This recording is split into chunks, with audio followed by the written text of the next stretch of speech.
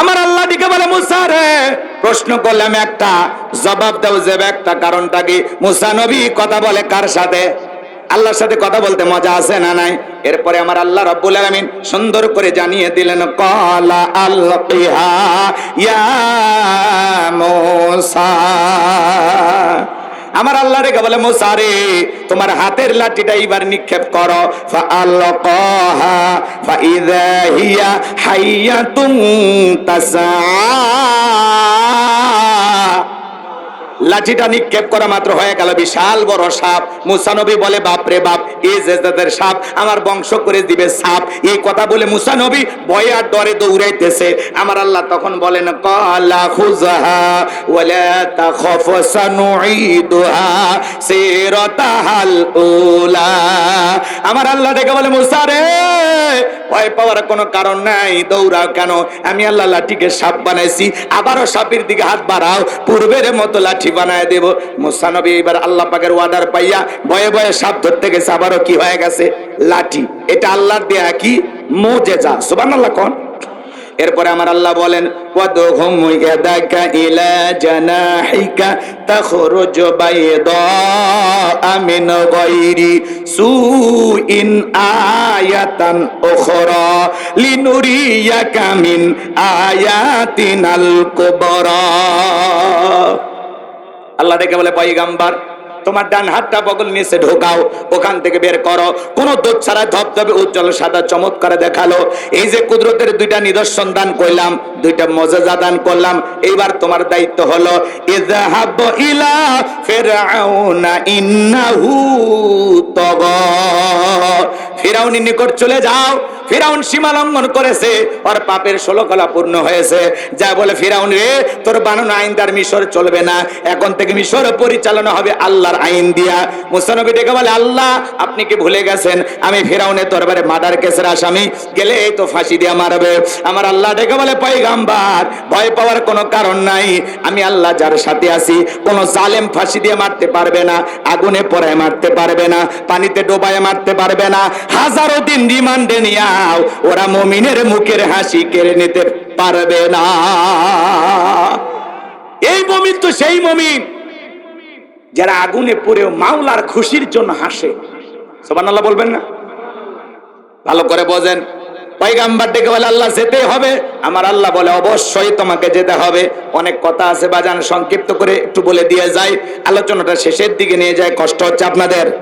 লিল্লাহে তাকবীর। এদিক খেয়াল করে শোনেন বাজান গো আমার। আল্লাহ ডেকে বলে, পয়গম্বর অবশ্যই যেতে হবে।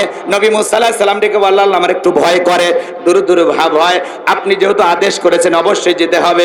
যাওয়ার আগে আপনার কাছে একটু দোয়া করি। পয়গম্বর দোয়া শুরু করে দিলেন, ক্বালা রাব্বি ইশরাহ লি সাদরি ওয়া ইয়াসসির লি আমরি ওয়াহলুল উকদাতাম মিন লিসানি ইয়াফকাহু কওলি ওয়াজআল লি ওয়াজিরাম মিন আহলি হারুন আখি।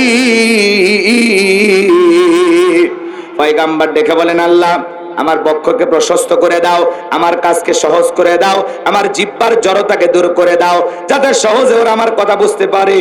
আর আমার পরিবারের মধ্য থেকে আমার ভাই হারুনকে আপনি নবুয়ত দান করেন।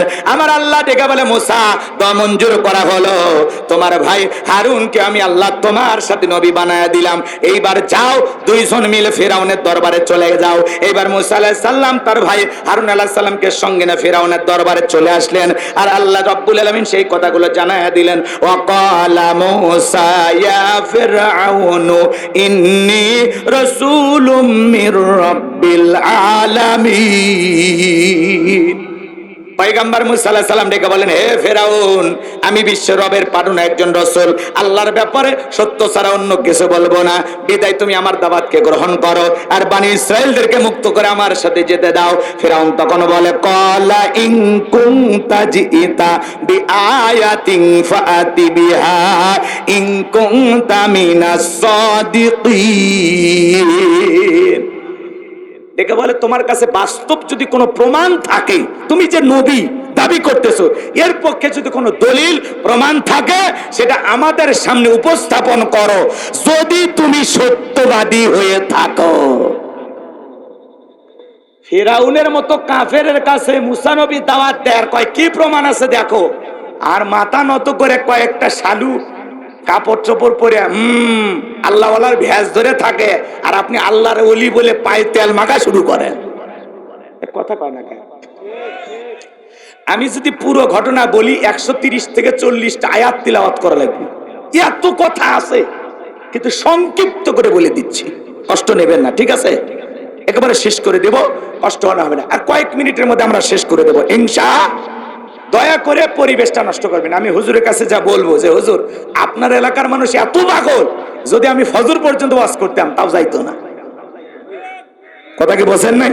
বলতে পারবো না। একটু মেহেরবানি করে, হুজুর বড় আশা করে আমাকে পাঠাইছেন, আমি অনেক বড় আশা নিয়ে আপনাদের এলাকায় এসেছি, একটু মেহেরবানি করে কয়েকটা মিনিট। খারাপ লাগতেছে? চলবে? টাকা টুকে কিছু দেওয়া লাগছে না। মুকুল চেয়ারম্যান সাহেব আছে, আদম ভাই আছে, এলাকাবাসী আছে, গ্রামবাসী আছে, তারা আগেই দিয়ে দিছে। ওরা বলতেছে হুজুরক নিয়ে আসবো, হুজুর খালি ওয়াজ করবে, কিসের কালেকশন? বোঝেন নাই? এত ভালো কমিটি, বছরে এরকম আয়োজন 2-1টা পাওয়া যায়। ভাগ্য গুণে আজকে আপনাদেরকে পাইছি, আলহামদুলিল্লাহ। কোন আমার ভাইয়েরা গভীর মনোযোগ দিয়ে শুনবেন যে কথা বলতে যাচ্ছিলাম। এইবার আল্লাহর পয়গম্বরের কাছে আছে কয়টা মুজিজা?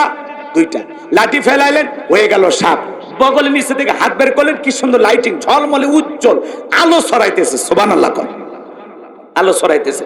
এগুলো দেখার পরে সমস্ত ফিরাউনের লোকেরা ডেকে বলতেছে ইন্না হাযা লাসাহিরুন আলিম, এই ছেলেটা মস্ত বড় জাদুকর। কি বলতেছে? এই ছেলেটা মস্ত বড় জাদুকর। নবী দেখায় মুজিজা, ওরা বলে জাদু। কারণটা কি? ওই দেশে জাদুর ব্যাপক প্রচার প্রসার ছিল, অলিতে গলিতে জাদুর খেলা চলতো। কথা কি বোঝা যায়? তখন তারা কি করলো জানেন? এইবার ফেরাউন ডেকে বলে এই ছেলের মতিগতি ভালো না, এমন হয় জাদু দেখাই আতঙ্কিত করে আমাদেরকে দেশ থেকে বিতাড়িত করতে চায়, এরপরে সে ক্ষমতার চেয়ার দখল করতে চায়। তোমরাই বলো কি করা যায়? ফিরাউনের পরিষদের লোকেরা ডেকে বলে নেতা, টেনশন নেবার কোনো কারণ নাই, ও জাদু দেখাইছে, আমাদের দেশের জাদুর খেলার অভাব নাই, জাদু দিয়াই জাদুকরের মোকাবেলা করা হবে। আপাতত ওদের 2 ভাইকে আপনি ছেড়ে দেন, নির্দিষ্ট একটা দিন বুঝে ওদেরকে ডাকা হবে, আর সেই দিন হবে সেমিফাইনাল খেলা। কথাকে বুঝতে পারছেন? এইবার তারা কি করলো? ইয়াতু বিকুল্লি সাহিরিন আলিম, সাগর বন্দর থেকে তারা দক্ষ দক্ষ জাদুকর ফিরাউনের দরবারে উপস্থিত করা হলো। এইবার সমস্ত জাদুকর ফিরাউনের নিকট উপস্থিত হয়ে ডেকে বলে নেতা, আপনার শত্রু মুসার বিরুদ্ধে আমরা মাঠে নামবো। খেলার আগে আপনার কাছে জানতে চাই আমাদের বেনিফিটটা কি, লাভটা কি, পুরস্কারটা কি, ট্রফিটা কি থাকছে। মাঠে নামার আগে জানার দরকার আছে না? বিজয়ী দলের পুরস্কার কি জানার দরকার নাই? ফিরাউন তখন কি বলেছিল জানেন? ক্বালা না'আম ওয়া ইন্নাকুম লামিনাল মুকাররাবিন। ফিরাউন ডেকে বলে তোমাদের পুরস্কার হলো তোমরা সবাই হবা আমার নিকটতম ব্যক্তি, এই দরবার হবে তোমাদের বসবাসের জায়গা। নেতা যদি বলে তুমি আমার কাছের লোক, এই দরবার হবে তোমার বসবাসের জায়গা। আর কিছু লাগে? কথা বলে না কেন? যারা রাস্তাঘাটে ফুটপাতে খেলা দেখাইতো, এরা যদি ফিরাউনের রাজপ্রাসাদে জায়গা পায়, আর কিছু লাগে ভাই? এই শোনো বাজান, নেতা যদি বলে তুমি আমার লোক, নেতার কথা রাতকে দিন করা যায়, ক্রস ফায়ার দেওয়া যায়, নিরপরাধ দাড়িওয়ালা টুপিওয়ালাকে বিদায় করা যায়। কথা বলেন ঠিক কিনা? নিরপরাধ আলেমদেরকে ভাসাইয়া দুনিয়ার জমিন থেকে বিদায় করে দেওয়া যায়, কারণ ওরা হলো নেতার লোক। এ কথা কন না কেন? ভালো করে বুঝবেন মাজান গো আমার। এইবার সংক্ষিপ্ত করে বলে দিয়ে যায়, এইবার জাদুঘরে ডেকে বলে নেতা আমরা খুশি হয়ে গেছি। এইবার হাজার হাজার দর্শকদের সামনে এই জাদুঘরে চলে গেল। একদিকে মুসা আলাইহিস সালাম এবং তার ভাই হারুন আলাইহিস সালাম দাঁড়িয়ে আছে, আর পুরো এলাকা থেকে লোকজন খেলা দেখার জন্য হাজার হাজার জনতা ভিড় হয়ে গেছে। এইবার সমস্ত জাদুঘরেরা একত্রিত হয়ে ডেকে বলে ও মুসা, জাদুর তন্ত্র মন্ত্র বান আগে আমি নিক্ষেপ করব না, তুমি আগে নিক্ষেপ করবা। মুসা আলাইহিস সালাম ডেকে বলে ওস্তাদের মাস শেষ রাতে তোমরা তোমাদের জাদুর বান নিক্ষেপ করো।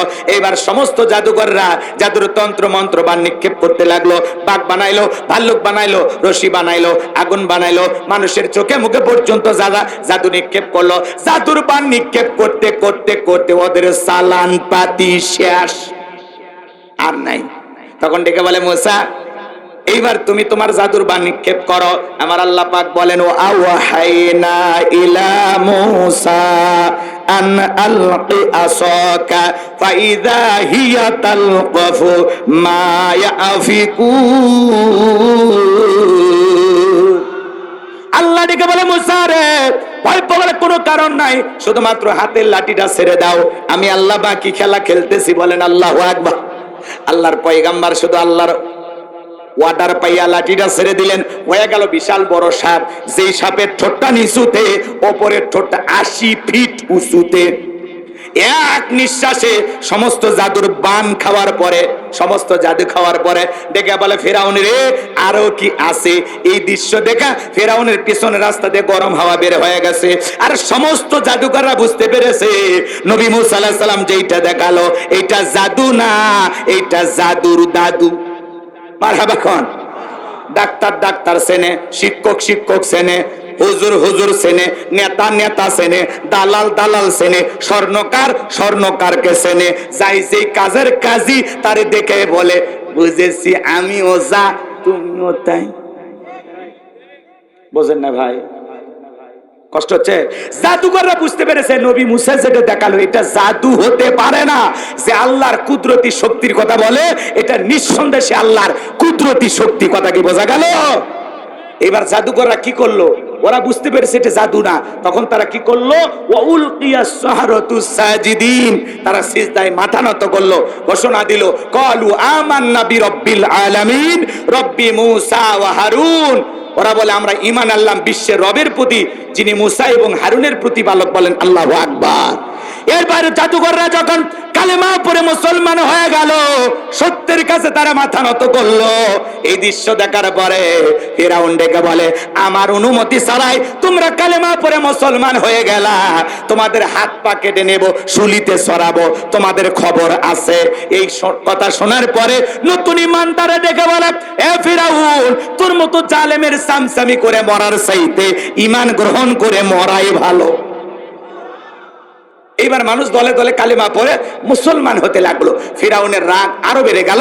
সংক্ষিপ্ত কথা, এইবার চলেন ফাইনাল খেলার মাঠে যাই। এইবার ফিরআউন কি করেছিল জানেন? শেষ কথা, ফিরআউন তার সাঙ্গ পাঙ্গ ক্যাডার মাস্তান সবকিছু নিয়ে 3 দিক থেকে মুসা আলাইহিস সালামকে আক্রমণ করেছিলেন। কয় দিক দিয়ে? 3 দিক দিয়ে আক্রমণ করেছিলেন মুসা আলাইহিস সালাম এবং তার উম্মতেরা দৌড়াইতে দৌড়াইতে দৌড়াইতে দৌড়াইতে দরিয়ার নিকটতম জায়গায় চলে গেছে। সামনে দরিয়া, পেছনে কে? ফিরআউন এবং তার সেনাবাহিনী। এইবার উম্মতেরা ডেকে বলে ও নবী মুসা, হয় আজকে ফিরআউনের সেনাবাহিনীর হাতে মরতে হবে, আর না হলে দরিয়ার পানিতে চুবাইয়া মরা লাগবে, এছাড়া আর রাস্তা নাই। মুসা আলাইহিস সালাম ডেকে বলে এখানে শুধু আমরাই নাই, আমাদের সাথে আরেকজন আছেন, তিনি কে? আরো জনে বলেন। আল্লাহ তাআলা সূরা ইউনূসের ভিতরে বিস্তারিত বলেছেন, আমার বলার সময় নাই, সংক্ষিপ্ত কথা বলে দিয়া যায়। এ বাজান গো আমার, আল্লাহ ডেকে বলে মুসা হাতের লাঠিটা দিয়ে এবার পানিতে আঘাত করো। পানিতে আঘাত করা গেল, আল্লাহ তাআলা ভিআইপি রাস্তা বানায় দিলেন। আমার আল্লাহ বলেন وجاوزنا ببني إسرائيل البحر فأتبعهم فرعون وجنوده بغيا وعدوا। আল্লাহ ডেকে বলেন আমি মুসা এবং তার অনুসারীদেরকে ফিরআউনের হাত থেকে সরিয়ে দরিয়ার বুকে ভিআইপি রাস্তা বানায় তাদেরকে নিরাপদে দরিয়া পার করে দিলাম। বলুন সুবহানাল্লাহ। এইবার বিশাল দরিয়া মুসা আলাইহিস সালাম এবং তার উম্মতেরা পার হয়ে যাওয়ার পরে ফিরআউন তার নেতাদেরকে নিয়ে, সাঙ্গপাঙ্গ সেনাবাহিনীদেরকে নিয়ে ওই দরিয়ার নিকটতম জায়গায় এসে দেখে ভিআইপি রাস্তা। ফিরআউন মনে করে স্যার বাপ দাদা বানায় গেছে, বলে এই রাস্তা দিয়ে ওরা পার হয়ে গেছে, সবাই ওঠো। সবাইকে নিয়ে ফিরআউন যখন ওই রাস্তায় উঠেছে, একই রাস্তা ইমানদারদের জন্য নিরাপদ আর জালেমদের জন্য গজব। ওরা যখন দরিয়ার মধ্যবর্তী স্থানে চলে গেছে, আল্লাহ ডেকে বলে পানি রে তুই তোর খেলা দেখা। পানির ভিতরে উতাল পাতাল ঢের সৃষ্টি হয়ে গেল। সমস্ত ঢের ফিরআউনের চেলা চামুন্ডা নেতা কর্মী যা ছিল পানি খায়া সুবে মরিয়া শেষ। এখন বেঁচে আছে শুধু বড়রা। বড়টা মানে কে? কথা কয় না গা? ফিরআউন। ফিরআউন মরার আগে কি নাটক করতেছে জানেন? আল্লাহকে বলতেছেন ক্বালা আমানতু আন্নাহু লা ইলাহা ইল্লাল্লাযী আমানাত বিহি বানু ইসরাঈলা ওয়া আনা মিনাল মুসলিমিন। ফিরাউন ডেকে বলে, আমি ঈমান আনলাম তুমি ছাড়া কোনো মাবুদ নাই। বনি ইসরায়েলের যে আল্লাহর প্রতি ঈমান আনেছে, আমি সে আল্লাহর প্রতি ঈমান আনলাম। ওয়া আনাল মিনাল মুসলিমিন, আল্লাহ আমি মুসলমান হয়ে গেছি, আর পানি খাওয়াস না। মরার আগে ফিরাউন কি কয়? আমি মুসলমান। চিন্তা করেন ঠেলার নাম, কথা কয় না কে? আল্লাহর কোরআন বলতেছে ফিরাউন মরার আগে কি বলে? ওয়া আনা মিনাল মুসলিমিন, আল্লাহ আমি আত্মসমর্পণ করছি, সারেন্ডার করেছি, আপনি আমাকে মাফ করে দেন। ফিরাউন যদি ওই সময় মুসলমান হয়, আপনার আমার মুসলমান হয়ে দাম আছে ভাই? কথা কয় না কে? আল্লাহ কি আর ঈমান কবুল করেছিল? না। আল্লাহ বলে তোর মতো ফিরাউন মার্কা মুসলমানের আমার দরকার নাই। আল্লাহ পাল্টা জবাব দিয়ে বলেছিলেন, আল আনা ওয়াকাদ আসাইতা ক্বাবলু ওয়া কুনতা মিনাল মুফসিদিন। আল্লাহ বলে এখনই মানছো? এখন? এর আগে কি করেছো? সীমা লঙ্ঘন করেছো, নাফরমানি করেছো, বিশৃঙ্খলা সৃষ্টি করেছো, ক্ষমতার দাপটে 40 বছর শিক্ষা ব্যবস্থা বন্ধ করে রেখেছো, ঘরে ঘরে তোমার চেহারার আকৃতিতে মূর্তির তৈরি করে ঢোকায়া দিয়েছো, ক্ষমতার দাম্ভিকতায় অহংকারে ঘর স্ত্রীকে পর্যন্ত নির্যাতন করে বিদায় করে দিয়েছো, তোমার বাড়ির দাসীকে গরম তেলে চুবাইয়া বিদায় করে দিয়েছো। আজকে মূসা এবং তার উম্মতদেরকে মারার জন্য আক্রমণ করেছো। ফিরাউন রে, তোর পাপের 16 কলা পূর্ণ হয়ে গেছে, আজকে তোর জীবনের খেল খতম। মরার আগে শোন, মরার আগে শোন, আমি আল্লাহ তোর লাশটা রেখে দেব। কথা কয় না কেন? আল্লাহ কি বলে? ফিরাউন তোর লাশটা রেখে দেব।